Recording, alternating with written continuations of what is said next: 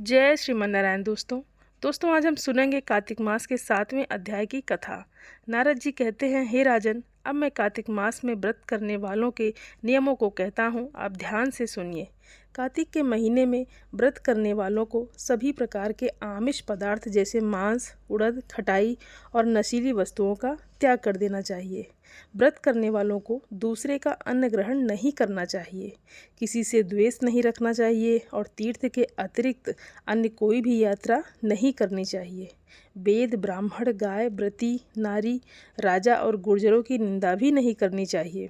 व्रत करने वालों को दाल, तिल, पकवान और दान किया हुआ भोजन ग्रहण नहीं करना चाहिए। किसी की चुगली या निंदा भी नहीं करनी चाहिए। किसी भी जीव का मांस नहीं छूना चाहिए।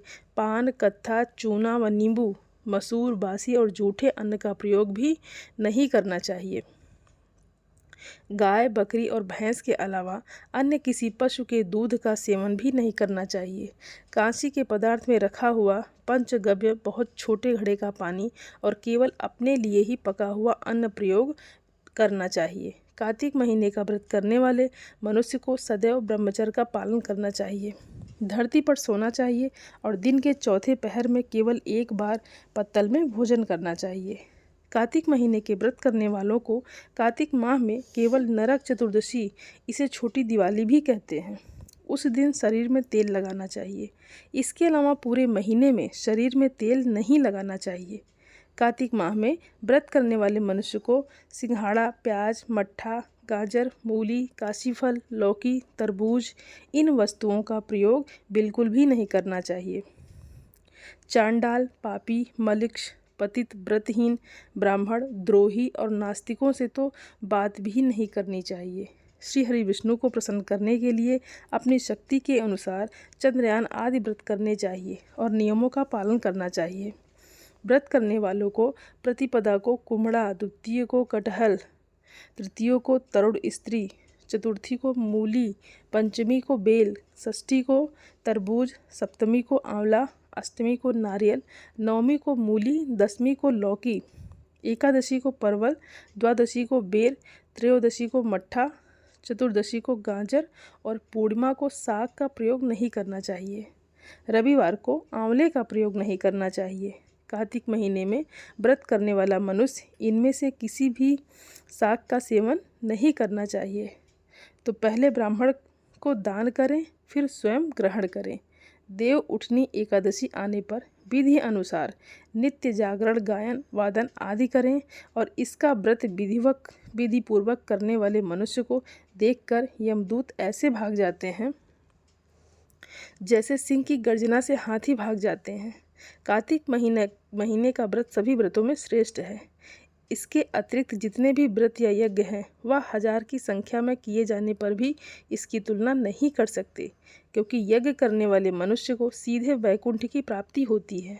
जिस प्रकार राजा की रक्षा उसके अंगरक्षक करते हैं, उसी प्रकार कार्तिक माह का व्रत करने वालों की रक्षा भगवान विष्णु की आज्ञा से इंद्र आदि देवता करते हैं। व्रत करने वाला मनुष्य जहाँ कहीं भी रह ले वहीं पर उसकी पूजा होती है, उसका यश फैलता है। उसके निवास स्थान पर भूत, पिशाच आदि कोई भी नहीं रह पाते। विधि पूर्वक कार्तिक माह का व्रत करने वाले मनुष्य के पुण्य का वर्णन करने में तो स्वयं ब्रह्मा जी भी असमर्थ हैं। कार्तिक का यह मृत सभी पापों को नष्ट करने वाला, पुत्र प्रदान करने वाला और धन धान की वृद्धि करने वाला है। बोलिए लक्ष्मी नारायण भगवान की जय। दोस्तों, यहाँ पर कार्तिक मास कथा के 7वें अध्याय की कथा समाप्त होती है। अब सुनते हैं कार्तिक स्नान की कहानी। श्री रामचंद्र की जय। बोलिए पवन सुत हनुमान की जय। एक समय की बात है, नैमिषारण्य तीर्थ में 8000 मुनि एकत्रित होकर पुराणों के ज्ञाता श्री सूत जी महाराज से पूछने लगे, हे महामुनि, आपने हमें अनेक पुराणों की कथा सुनाई है। अब आप कृपा करके हमें कोई ऐसी व्रत और कथा बताएं जिसे करने से संतान की प्राप्ति हो और मनुष्य के रोग, शोक, सभी दुख, सभी भय दूर हो जाएं, क्योंकि कलयुग में सभी जीवों की आयु बहुत कम है। फिर इस पर उन्हें रोग, चिंतक के कष्ट लगे रहते हैं। फिर भी श्री हरि के चरणों में वह अपना ध्यान कैसे लगा सकेंगे। तब श्री सूत जी महाराज बोले, हे मुनियों, आपने लोक कल्याण के लिए बहुत ही उत्तम बात पूछी है। एक समय युधिष्ठिर ने भगवान कृष्ण से लोक कल्याण के लिए यही प्रश्न किया था। तब भगवान कृष्ण और युधिष्ठिर के बीच जो वार्तालाप हुआ वही मैं तुमसे कहता हूँ। तुम ध्यान लगाकर सुनो। एक समय पांडवों की सभा में श्री कृष्ण जी बैठे थे। तब युधिष्ठिर महाराज ने भगवान श्री कृष्ण जी से पूछा, हे प्रभु, हे नंदन, हे गोविंद, आपने मुझे अनेकों कथा सुनाई है। आज आप कृपा करके कोई ऐसा व्रत या कथा सुनाएं जिससे मनुष्य के सभी रोग और चिंताएं और भय समाप्त हो जाए और उसे संतान की प्राप्ति हो। हे प्रभु, बिना पुत्र के जीवन व्यर्थ है। पुत्र के बिना मनुष्य नरकगामी होता है। पुत्र के बिना मनुष्य पितृदेव से छुटकारा नहीं पा सकता और ना ही उसका नरक से उद्धार हो सकता है। इसीलिए हे प्रभु, पुत्रदायक कोई व्रत बताएं। इस पर भगवान कृष्ण ने कहा, हे राजन, मैं तुमको एक प्राचीन इतिहास सुनाता हूँ। आप ध्यान से सुनो। कुंदनपुर नाम का एक नगर था। उसमें नंदा नाम का एक ब्राह्मण रहता था। भगवान की कृपा से उसके पास सब कुछ था, फिर भी वह बहुत दुखी था और उसका कारण था कि उसके कोई संतान नहीं थी। उसकी पत्नी सुनंदा बड़ी पतिव्रता थी और भक्ति पूर्वक हनुमान जी की आराधना करती थी। मंगलवार का व्रत करती, शुद्ध सात्विक भोजन बनाती और हनुमान जी को भोग लगाती। हनुमान जी को भोग लगाने के बाद ही खुद भोजन करती। एक बार की बात है, मंगलवार का दिन था। उस दिन ब्राह्मणी कुछ कार्य में फंस गई और काम की अधिकता के कारण वह हनुमान जी के लिए भोग भी ना बना सकी और उसने हनुमान जी को भोग भी नहीं लगाया। ऐसा सोचकर उसे बहुत दुख हुआ। उस दिन उसने कुछ भी नहीं खाया और अपने मन में प्रण कर लिया कि जब अगला मंगलवार आएगा तब वह हनुमान जी को भोग लगाकर ही अन्न जल ग्रहण करेगी। उसने अन्न जल का पूरी तरह से त्याग कर दिया। अब ब्राह्मणी प्रतिदिन भोजन बनाती, श्रद्धा से अपने पति को भोजन कराती, पर खुद भोजन नहीं करती और मन ही मन से हनुमान जी की आराधना करती रहती और उनसे क्षमा मांगती रहती। इसी तरह करते करते 6 दिन तो बीत गए। ब्राह्मणी सुनंदा अपने निश्चय के अनुसार भूखी प्यासी रही। अगला मंगलवार आने पर वह प्रातःकाल ही बेहोश होकर गिर पड़ी। ब्राह्मणी सुनंदा की इस भक्ति के प्रभाव से हनुमान जी बहुत प्रसन्न हुए और वहाँ पर प्रकट होकर बोले, सुनंदा उठो, मैं तुम्हारी भक्ति से बहुत प्रसन्न हूँ। तुम्हें जो चाहिए वह वरदान मुझसे मांग लो। सुनंदा अपने आराध्य देव हनुमान जी को अपने सामने देखकर आनंद की अधिकता से विवल हो गई और हनुमान जी के चरणों में गिर गई और बोली, हे प्रभु, मेरे कोई संतान नहीं है। कृपा करके मुझे संतान प्राप्ति का आशीर्वाद दे, आपकी बड़ी कृपा होगी। तब हनुमान जी ने कहा, ठीक है, जैसी तुम्हारी इच्छा है मैं उसे पूर्ण करूँगा। तुम्हें एक कन्या की प्राप्ति होगी। उसके अष्टांग प्रतिदिन सोना दिया करेंगे। इस तरह से कहकर हनुमान जी तो अंतर्ध्यान हो गए। ब्राह्मण सुनंदा तो बहुत खुश हुई और यह सब समाचार अपने पति से कहा। ब्राह्मण देव कन्या का वरदान सुनकर बहुत दुखी हुए, क्योंकि उन्हें तो पुत्र की इच्छा थी, पर सोना मिलने वाली बात सुनकर वह प्रसन्न हो गए। उन्होंने सोचा कि ऐसी कन्या के आने से मेरी निर्धनता भी समाप्त हो जाएगी। हनुमान जी की कृपा से ब्राह्मणी गर्भवती हुई और उसे एक बहुत सुंदर पुत्री की प्राप्ति हुई। वह बच्ची अपने पिता के घर में इस तरह से बढ़ने लगी जैसे शुक्ल पक्ष का चंद्रमा बढ़ता है। 10वें दिन ब्राह्मण ने उस बालिका का नामकरण संस्कार किया। कुल पुरोहित ने उसका नाम रत्नावली रखा, क्योंकि वह कन्या सोना प्रदान किया करती थी। इस कन्या ने पूर्व जन्म में बड़े ही विधान से मंगल देव का व्रत किया था। रत्नावली का अष्टांग बहुत सा सोना देता था। उस सोने से नंदा ब्राह्मण बहुत ही धनवान हो गए। अब ब्राह्मणी भी बहुत अभिमान करने लगी। समय बीत रहा था। रत्नावली अब 10 साल की हो चुकी थी। एक दिन जब नंदा ब्राह्मण बड़े प्रसन्न मन में थे, तब सुनंदा ने अपने पति से कहा कि हमारी पुत्री रत्नावली अब विवाह के योग्य हो गई है, अतः आप कोई सुंदर और योग्य वर देखकर इसका विवाह कर दें। यह सुनकर ब्राह्मण ने कहा, अभी तो रत्नावली बहुत छोटी है। तब ब्राह्मणी ने कहा, शास्त्रों की आज्ञा है कि कन्या 8वें वर्ष में गौरी, 9वें वर्ष में रोहिणी और 10वें वर्ष में कन्या रजस्वला हो जाती है। गौरी के दान से पाताल लोक की प्राप्ति होती है, राहिनी के दान से वैकुंठ लोक की प्राप्ति होती है और कन्या के दान से इंद्रलोक में सुखों की प्राप्ति होती है।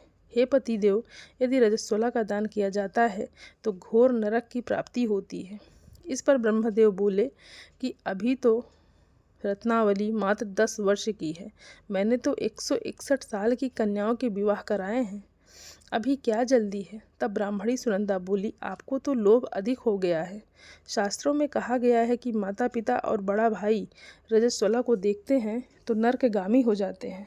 तब ब्राह्मण बोला, अच्छी बात है, मैं कल अवश्य ही योग्य वर की तलाश में अपने दूत भेजूंगा। दूसरे दिन ब्राह्मण ने अपने दूतों को बुलाया और आज्ञा दी, जैसी सुंदर मेरी कन्या है वैसे ही सुंदर वर उसके लिए तलाश करो। दूत अपने स्वामी की आज्ञा पाकर निकल पड़े। मुंबई नगर में उन्होंने एक सुंदर लड़के को देखा। वह बालक एक ब्राह्मण परिवार का बहुत गुणवान पुत्र था और उसका नाम था सोमेश्वर। दूतों ने इस सुंदर और मान ब्राह्मण पुत्र के बारे में अपने स्वामी को बताया। ब्राह्मण नंदा को भी सोमेश्वर बहुत अच्छा लगा। शुभ मुहूर्त में विधि पूर्वक कन्या का दान करके ब्राह्मण संतुष्ट हुए, परंतु ब्राह्मण के मन में तो लोभ समाया हुआ था। उसने कन्यादान तो कर दिया, पर वह बहुत दुखी था। उसने विचार किया कि अब रत्नावली यहाँ से चली जाएगी, मुझे जो सोना मिलता था अब वह मिलेगा नहीं। मेरे पास जो धन था कुछ इसके विवाह में खर्च हो गया और जो बचा है कुछ दिनों में अभी खत्म हो जाएगा। मैं तो इसका विवाह करके बहुत बड़ी भूल कर दी। अब कोई ऐसा उपाय हो कि रत्नावली मेरे घर में ही रहे, अपने ससुराल ना जाए। लोभ रूपी राक्षस ब्राह्मण के मस्तिष्क पर छाता जा रहा था। रात भर में उसने अपनी शैया पर बेचैनी से करवट बदलते हुए क्रूर निर्णय लिया। उसने विचार किया कि जब वर्तमान में रत्नावली को लेकर उसका पति सोमेश्वर अपने घर जाएगा तो वह मार्ग में छिपकर उसका वध कर देगा और अपनी लड़की को अपने घर ले आएगा, जिससे उसे नियमित रूप से सोना मिलता रहेगा और समाज का कोई मनुष्य उसे दोषी भी नहीं देगा। प्रातःकाल हुआ तो नंदा और सुनंदा ने अपनी जमाई और लड़की को बहुत सारा धन दिया और विदा कर दिया। सोमेश्वर अपनी पत्नी रत्नावली को लेकर अपने घर की तरफ चल दिया। ब्राह्मण नंदा लोभ के कारण अपनी मति खो चुका था। पाप पुण्य का उसे विचार न रहा। अपने भयानक और पूर्ण निर्णय को कार्य रूप देने के लिए अपने दूत को मार्ग में अपनी जमाई का वध करने के लिए भेजा, ताकि रत्नावली से प्राप्त होने वाला सोना उसे हमेशा मिलता रहे और वह कभी निर्धन ना हो। ब्राह्मण के दूत ने अपने स्वामी की आज्ञा का पालन करते हुए सोमेश्वर का मार्ग में ही वध कर दिया। समाचार पाकर ब्राह्मण नंदा मार्ग में पहुंचा और रोती अपनी पुत्री रत्नावली से बोला, हे पुत्री, मार्ग में लुटेरों ने तुम्हारे पति का वध कर दिया। भगवान की इच्छा के आगे किसी का वश नहीं चलता, तो अब मेरे घर ही चलो, वहीं पर रहकर अपना शेष जीवन व्यतीत करना। जो भाग्य में लिखा हो वही होगा। अपने पति की अकाल मृत्यु से रत्नावली बहुत दुखी हुई। करुण क्रंदन रुदन करते हुए अपने पिता से बोली, पिताजी, इस संसार में जिस स्त्री का पति नहीं उसका तो जीवन बेकार है। मैं तो अपने पति के साथ ही अपना शरीर जला दूंगी और सती होकर अपने इस जन्म को माता पिता के नाम करो और सास ससुर के यश को सार्थक करूंगी।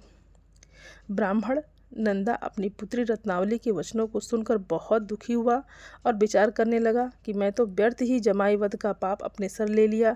रत्नावली तो उसके पीछे अपने प्राण तक देने को तैयार है। मेरा तो दोनों तरफ से मरण हो गया।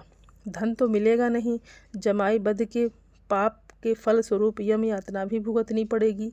यह सोचकर बहुत दुखी हुआ। सोमेश्वर की चिता बनाई गई। रत्नावली सती होने की इच्छा से अपने पति का सर अपनी गोद में रखकर चिता में बैठ गई। जैसे ही सोमेश्वर की चिता को अग्नि लगे वैसे ही वहाँ पर मंगल देव प्रकट हुए और बोले, हे रत्नावली, मैं तेरी पति भक्ति से प्रसन्न हूँ, तो मुझसे वर मांग ले। तब रत्नावली ने अपने पति का जीवन दान मांगा।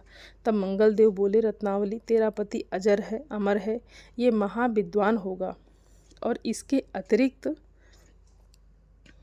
तेरी और भी कोई इच्छा हो तो मुझसे मांग ले। तब रत्नावली बोली, ग्रहों के स्वामी, यदि आप मुझ पर प्रसन्न हैं तो मुझे वरदान दीजिए, जो कि जो भी मनुष्य मंगलवार के दिन प्रातःकाल लाल पुष्प लाल चंदन से पूजा करके आपका स्मरण करेगा, उसको कोई रोग व्याधि नहीं होगी, स्वजनों से वियोग नहीं होगा, सर्प अग्नि और शत्रुओं का भय नहीं होगा। जो भी स्त्री मंगलवार का व्रत करेगी वह विधवा नहीं होगी। तब मंगलदेव ने तथास्तु कहा और अंतर ध्यान हो गए। सोमेश्वर मंगलदेव की कृपा से जीवित हो गया।